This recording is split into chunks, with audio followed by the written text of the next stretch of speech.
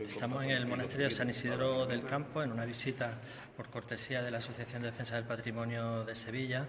Este monasterio fue objeto de un robo este verano, de unos mosaicos muy valiosos, y los representantes de la asociación de ADEPA nos van a explicar un poco el valor tanto del edificio en el que estamos como de lo que se robó. Bueno, primero que lo que tenemos que tener conciencia es que aunque esto sea un monumento, un monasterio de los más olvidados que hay en nuestra tierra, por eso no tiene menos importancia. No solamente es importante para Sevilla, para Andalucía, ni España, sino para Europa. Parte de la historia de Europa no se podría conocer sin este monasterio. Esto lo construye don Alonso Pérez de Guzmán en 1298-1301. Esto es un monasterio fúnebre. O sea, lo construye él para enterrarse. No ya está hecho y se entierra. ¿Comprende? ¿No? Entonces, él construye esta primera nave y esta segunda nave la construye su hijo don Juan Alonso, conocido como el Gran Batallón. Aparentemente son una iglesia con dos naves, pero no, son dos iglesias independientes. Primero se construye una y después su hijo construye la otra. ¿Por qué?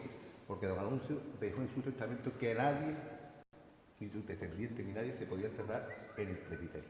Era un entierro Exclusivo para él. Entonces, don Juan Alonso, que era muy devoto de su padre, construye esta segunda iglesia lo más cerca posible de él y demás, pero son muy parecidas, pero tienen un pequeño detalle anecdótico que son las diferentes alturas. La iglesia es más alta. Eso lo hace don Juan Alonso por respeto a su padre. Que la del padre esté más alta. Efectivamente, con señal de categoría. Aquí pasamos a la primera iglesia, aunque entremos por la primera, que es esta, pero no es esta, está en la segunda en construcción. Bueno, aquí tenemos la primera iglesia. Este monasterio fue el único monasterio cisterciense que hubo de la rama masculina más al sur de Europa. Lo trae de San Pedro de Gumiel, cerca de Burgos. ¿Por qué? Porque uno de sus mentores y educadores era precisamente cisterciense. Pasando un tiempo se pelean y entran los ermitaños de los Jerónimos. Sucedieron hechos peculiares y sangrientos y ya entraron la orden de los Jerónimos. Es el único monasterio que ha tenido tres órdenes. Empecemos por el coro. El coro no es el original, se vendió y bueno, es del siglo XVII. El fascistol, que era donde se ponían... aunque hay autores que lo cuentan demasiado recargados, yo he visto bastantes coros del mundo y la verdad es que es una maravilla. Hemos adornado los leones típicos de la orden jerónima, donde esté la orden jerónima veremos los leones. Entonces aquí se ponían los libros.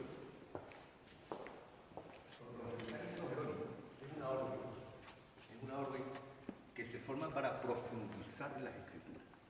O sea, son verdaderos profesores. Eran copistas. Y esa fue su perdición. Como después hablaremos. Aquí vemos, bueno, las letras grandes que se ponen allí para que la vean desde todos los puntos de vista. Son, bueno, las portadas son para abiertas. Ellos se entierran allí.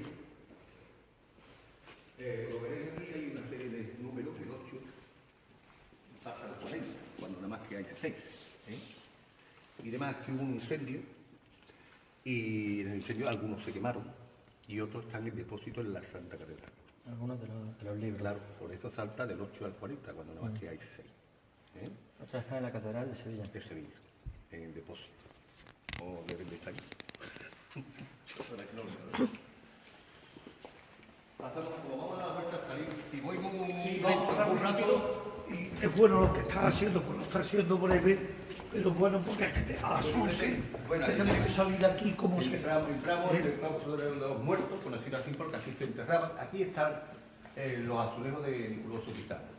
Niculoso Pisano fue el mayor ceramista de Europa. Él trae unas técnicas italianas, los azulejos de Cuenca, o sea, se separan los colores, hace unos moldes y esto va todo rellenado más.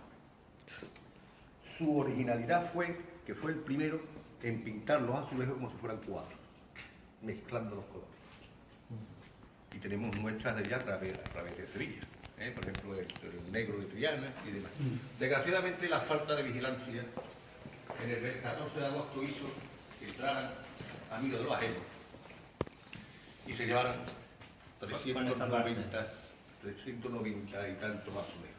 Como siempre aquí lo tenemos todo tapado, lo tapamos, San Lázaro lo tapamos aquí, entonces. Para que no se vea lo que no se ve. Podéis coger por aquí discretamente.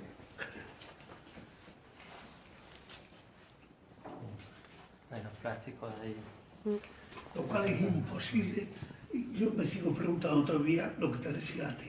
¿Cómo la Guardia Civil no encuentra una cuestión que está ya repetida? Porque los robos de cerámica llevamos ya 3 años sufriéndolo en distintos sitios, ¿me entiendes?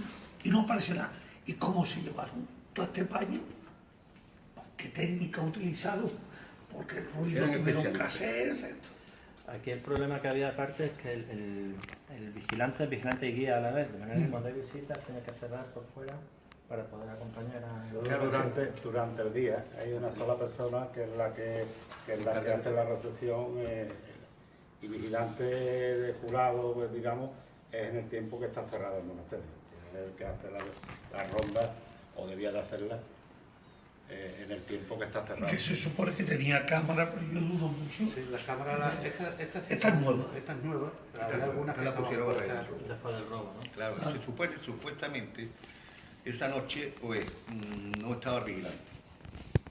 Según la consejera, afirmó que había unas imágenes grabadas, imágenes que Nadie ha visto, nunca han mostrado, y demás. y no sé si os las mostraron a ustedes, a los parlamentarios. Claro, al no estar, aunque funcionaran las cámaras, y no había nadie allí en la garita, porque por la noche se pone la garita con los televisores y demás, pues claro, intentaron a sus hachas, eran verdaderos profesionales, intentaron por un sitio muy raro, que incluso los que conocemos el monasterio, y estaba totalmente planificado. Una técnica que ahí no partieron ningún azulejo, no hay resto de haber partido azulejo, o sea, eso eran profesionales, y lo sacaron por la rejilla. Tenían controlado perfectamente el día, la hora, y por dónde salir. Bueno, aquí tenemos a este canto de los puertos, aquí los que tenían pudientes pues se enterraban dentro de las iglesias. Aquí está Luis de Riverón, que era un genovés, que está relacionado directamente con la familia Riverón, que fue una de las familias que financió parte de los viajes de Colón. Este monasterio tenía tal altura que aquí se importaba gente muy importante. Aquí tenemos una de las joyas del monasterio, que son los frescos. Se llama el claustro evangelista. Esto data aproximadamente de 1430, 1450. Los frescos es una técnica que se deteriora mucho con el tiempo. Tienes que tener un dominio de la técnica tremendo, porque esto, cuando se hace la técnica del fresco, tienes que pintarlo rápidamente. En segundo lugar, es una técnica que se deteriora mucho con el paso de tiempo. Es más afín a la humedad, a los mohos y demás. Y en cambio aquí se conservan perfectamente. El que los hizo no solamente dominaba perfectamente la técnica, incluso Leonardo da Vinci inventó varias técnicas que eran casi todos los frescos. Aparte del carácter artístico, que son preciosos, son verdaderas miniaturas, pues ten en cuenta que estos frescos solamente están hechos con cal, mortero de cal y paja como aglutinante. Y aquí están, llevan 600 años.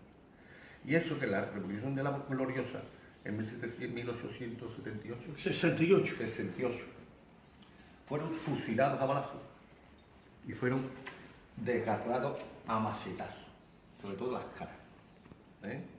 Por eso, si os fijáis bien, las caras están pintadas con un lápiz, porque uno de los frailes, antes de que se le olvidara la figura de la cara, la única que se conserva, que está en el Museo Arqueológico, es la Magdalena, que se llevaron. Y hubo un cierto intento de expolio del embajador británico Mr. Lyon, que intentó llevarse, porque esto estaba todo lleno de frescos. Se intentó llevarse varios frescos, algunos se les rompieron, ay, menos mal que lo que batimos. Si no, bueno, aquí tenemos diferentes santos, San Esteban, los santos obispos, las calderas típicas de los Guzmanes, que son demás. Después tenemos, aquí tenemos una de las anécdotas que tiene este monasterio. Este este es el escudo. Si vais muy bonito, habréis un... No, No, te lo digo porque me damos confianza. Sí. Esto es lo que digo es... Estos son calamares. Es el único escudo heráldico que hay en el mundo que tenga dos calamares. Dos calamares O sea, colocados. normalmente, incluso a muchos descendientes, que lo que de Guzmán le da vergüenza tener este escudo aquí. Porque él puede tener leones, espadas, flor de lis y demás. Esto no tiene Guzmán cuando se enamora de su mujer, una portuguesa, la de Figueroa, pues aparece en una justa con los calamares. Calamares, si lo traducimos al castellano antiguo, significa caleamaros, combina amaros, os quiero, I love you, de hoy. Yo siempre digo que cuando llegue San Valentín... En realidad parece un calamar, pero es una declaración de amor. Un poco... Ahora están cogidos de la mano por debajo. Vamos, detrás de la... Yo siempre digo los tentáculos que esto nada más, todo el mundo nada más que sabe ese escudo de los calamares. Y siempre digo que cuando llegue San Valentín, a los enamorados, en vez de regalarle a Tiscaflor, les regalamos 2 kilos de calamares, la gente lo coge bien y después pues, lo comemos.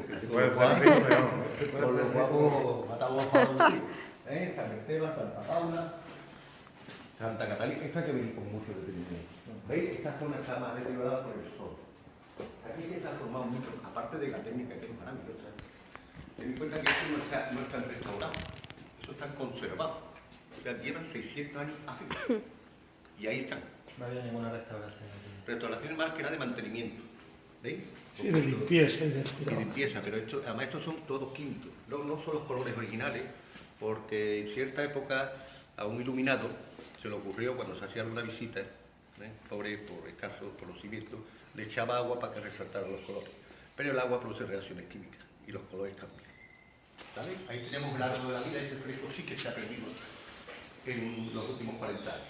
Representa la vida, el árbol, toda la gente se arriba, ahí tiene 2 ratas que están mordiendo el árbol. Esas son las enfermedades y el tiempo. Con el tiempo el árbol crujirá, caerá. Los que se hayan portado bien serán recogidos por los ángeles y los que no se hayan portado bien caerán en el fondo del mar, que es donde están los... Claro que Susana Díaz. Este claustro pertenece a los Árboles de Toledo. Este es lo único que está cedido a la Junta en la parte esta para la visita, pero de aquí para allá está la Fundación de Árboles de Toledo.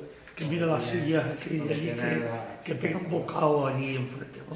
¿No? Las sillas esas son los actos que se organizan aquí, estos que las Se te sacan. esconde más en otro sitio, un poquito arriba. No hay otro monasterio que tenga la escuela sevillana tanto como... Aquí están enterrados los monjes. Se ve los ladrillos que forman parte distintas. Tiene la isla esta, entre esta y esta. Hay un panteón. Otro pueblo. Sí, efectivamente, la transición y demás, pues se hace eso aquí. Los restos siguen existiendo aquí. Con ornamentos así.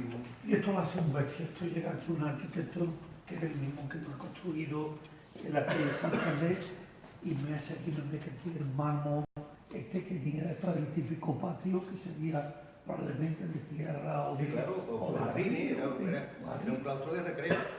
Y ahí iría algún ciprés o alguna cuestión parecida, pero como le llaman el claustro de los muertos, pues decide poner la pinita de esta. Más lápida. Así lo hiciera en su casa y lo tuviera todos los días. Allí está enterrado el padre Ceballos, prior de este monasterio, que fue el primero que fundó Hospital. Y aquí, por ejemplo, sabemos que están los muertos, pero hay muertos discretos. Allí sabemos que está Luis de primero.